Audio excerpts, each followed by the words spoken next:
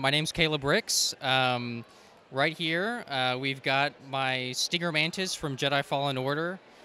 Um, so you might notice that it's green instead of blue, and I think one of the reasons I decided to do that is because in the game you can customize the the color of your ship, and so I decided why not make my own custom color scheme, and I really like dark green, so I went with that with a little bit of the gold accent. Um, so yeah. No, it's a great color scheme, and you've got a unique design to the ship as well, with kind of the large wings sticking out the top. Yeah, exactly. I love the design of the Stinger Mantis in the video game. I thought it was a really unique take on a Star Wars ship with the wing that folded, or actually both wings that folded. And this one, on mine, they do rotate independently. Like you've got the two barrels. These are connected to this wing, whereas the middle one is connected to this one. However, it's a little precarious trying to move it, and because it weighs like 40 pounds, it's not something that I do all that often. That's why I like to have it on the landing platform. But it also has an interior. If we want to take a look at that, this whole top section is able to kind of lift up and slide out, because in the game the interior is a pretty big part of the gameplay experience as well. It's like the main like hub world, although it's a ship to like get to the different planets and stuff. So you got like the little navigation center, the cockpit area. You got a little even, terrarium sort of thing right over there in the kitchen. The doors also on both sides, well, they fold down like you see here, but there's also on the inside sliding doors that can close on both sides. Kind of hard to, you have to use another tile to get the other one, but so that does work there. A lot of play and functionality. That's really cool. Yeah, I like to include as many features, play functions as can reasonably be put in. So. Do you find it's hard to keep it structurally sound then when you're trying to include all those additional features? Yeah, that is a big challenge. Like I said, this weighs probably upwards of 40 pounds, and so trying to make sure that everything holds together is a real tricky business. The main barrel section here would actually be a lot easier nowadays with some of the newer parts that exist, like some of those like quarter round like gear pieces from the UCS AT-AT would be pretty useful, but they didn't exist when I built this, so I had to sort of work around that and use other turntable type parts. So I love the way that you've combined the green and the white here and kind of layered some of that, used a lot of those slopes, so it really gives a nice organic feel. Thank you. Yeah, I think this wing was another big challenge because it's a shallow angle. Like it's not quite rectangular. The base is a little bit thicker than the top. And so what I did to accomplish that is sort of pair the 2x4 wedge plate with the 3x2 wedge plate and sort of stack them against each other in opposition. And so that actually makes a very slight angle, maybe like 5 to 10 degrees. I haven't measured it, but something pretty shallow there. Yeah. And then how about the engine area in the back here? Yeah. So the engines were another challenge, but I think I got them to look pretty good in my opinion. The two main ones on the main body are actually different than the engine on the wing, the smaller wing, so that was also something I had to take into account, but yeah. With a ship like this, where do you start building when you're tackling a project like this? Ooh, for this one, I think I started with like the main white body towards like the front half, making sort of a framework for it, making sure the angle was how I wanted it to be, and then just taking one section at a time, adding onto it. Also, making sure that barrel section worked was a big challenge as well. But yeah, it's sort of just one step at a time. Figure out one area, move on to the next one. And then you've got this kind of landing pad as well, which is also really nicely designed. You even got some kind of strips in there kind of inlaid into the base. Yeah, those are just kind of resting in there. They're not attached to anything, but I also had to order a lot of these 6x6 dark bluish gray tiles as you can see, I felt like it just was a nice way to cover a large surface area. But I think, even though that was maybe a little expensive, it turned out really well in the end. Yeah. So it had a nice look. Do you have any idea how many pieces are in a layout like this? I really have no idea. I'd probably estimate at least 10,000, maybe upwards 15,000. I'm not exactly sure, but probably in that range. You've got some other really incredible stuff on display as well we want to talk about. So you've got this Trade Federation, the MTT here, which is a very recognizable Star Wars vehicle. Yes. I really wanted to tackle the MTT.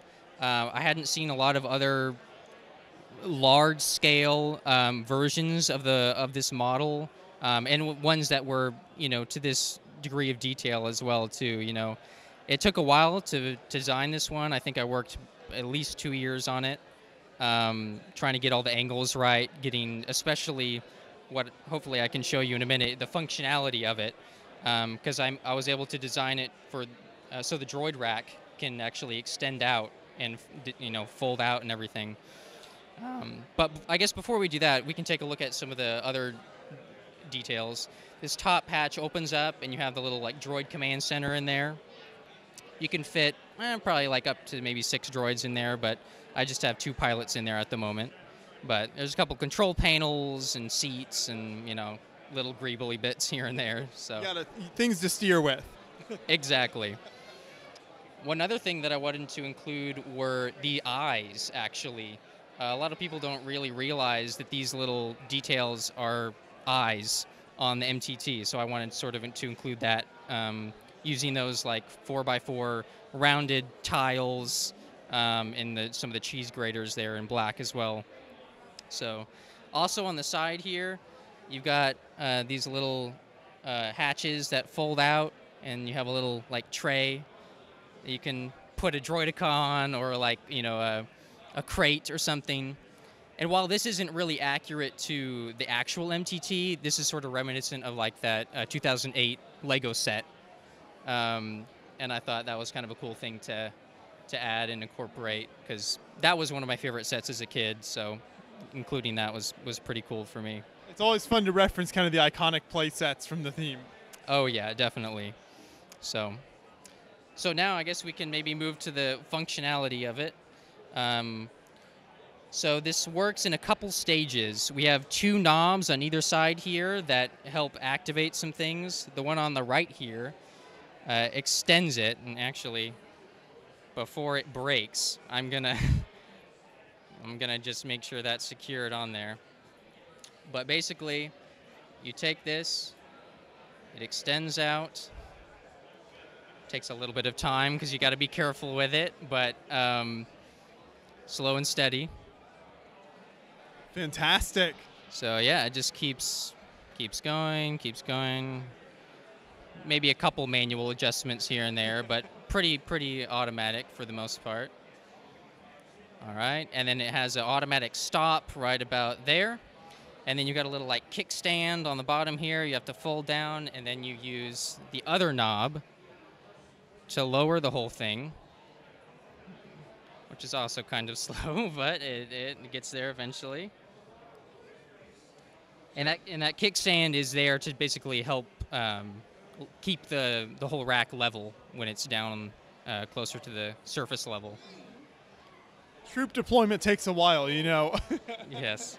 And then you have this little lever here. You lift that up, and then you push down, and the whole thing splays out like that. So this model only has about 48 droids, whereas the real one has 140 something. So obviously you can't get all of them in there, but I think for the size of the model and being able to have the functionality, that was a good compromise. That is fantastic, and it worked so smoothly there. You just brought the droids out, dropped them down. Now you can deploy them all. Yeah, I think that scene in the Phantom Menace, looked so menacing with the MTT coming out to fight on the Battle of Naboo. So basically trying to implement that in the best way that I could with Lego. Making an actual working MTT was sort of my goal, and up till the very last minute, I was working on perfecting this design for the droid rack, making it as smooth as I could. And I think it turned out really well. And the design of this overall is challenging with all of the different angles in this. So what are some of the parts you had to incorporate there to achieve those angles?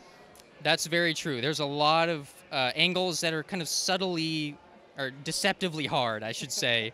Um, I would say the magic piece for this set are those mixel joints. Yeah. I used a lot of mixel joints for all these panels, and most of these are actually pretty durable too.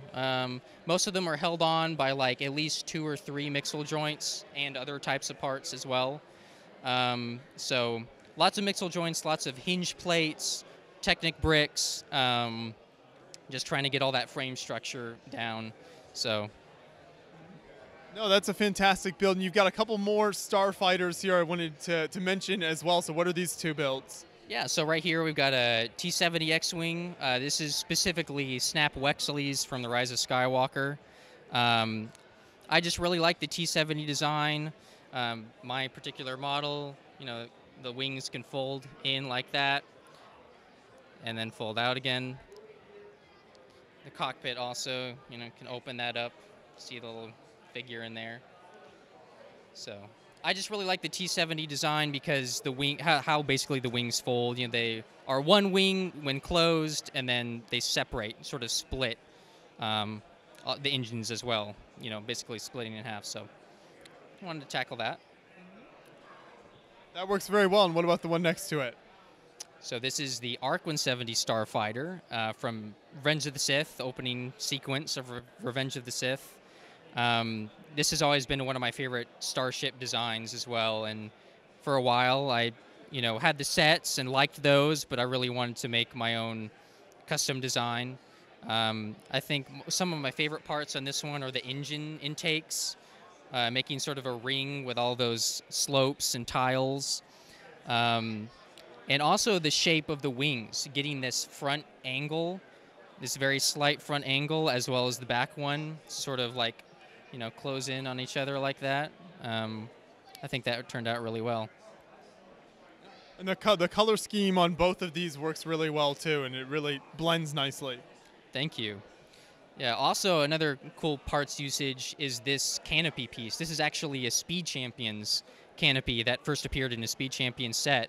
And when I saw that, I was like, man, this is the perfect piece for that specific canopy. And as you can see, these are all 3 of these are different canopy pieces. On a lot of the Lego sets, they all used this one for all 3. But I figured, making my own, I want it to be accurate, so using all those 3 helped to achieve that. So. And it turned out very nice. The next ship over here is kind of a different genre, so we're moving away from Star Wars, but this one caught my eye when I was just walking around the show because it's just so sleek looking and everything is so smooth. So tell us about kind of the inspiration behind this. Yeah, this is actually my most recent build. So I just finished this up like maybe a month or 2 ago. The inspiration for this one comes from a lot of like maybe near futuristic, like modern science fiction / current NASA spaceships. Interstellar, the movie, the Interstellar Rangers, that was another inspiration. The black and white color scheme, making it look kind of like a space shuttle, but a little more futuristic. So yeah, getting all the angles was a huge challenge, but one that it was a lot of fun. It was a lot of fun to try to figure all that out, especially the stuff up here with all these like cheese slopes on the side, and then incorporating these printed tiles from the Saturn V rocket set. So I thought that was cool, having the red with also the other red, highlights on the engines and cockpit and stuff. So, and if you want, one of my other favorite aspects is the engine designs, sort of how they're framed with those dark bluish gray tiles. I thought that was a cool look, so happy with that as well. It absolutely looks fantastic, and I mean, what a challenge you had for yourself with all of these angles. Like, nothing is going in a straight line hardly here. Yes, I guess I probably did make it a little harder than it needed to be, but that's part of the fun. I like solving problems with Lego. That's why I like doing it, why I like building, so that's all part of the fun. With a build like this, what is that internal core like that you're kind of then attaching all those outside panels to? For this one, it's actually a lot of plates, pretty simple, and then there's a lot of like hinges and mixel joints as well. Probably my favorite piece. So just a lot of panels, slopes, yeah, large variety of parts. Nothing super specific, I guess.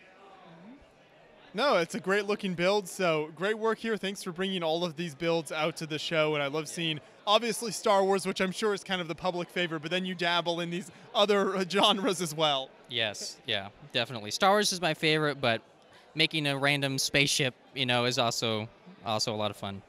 Great work. Thank you. Thank you.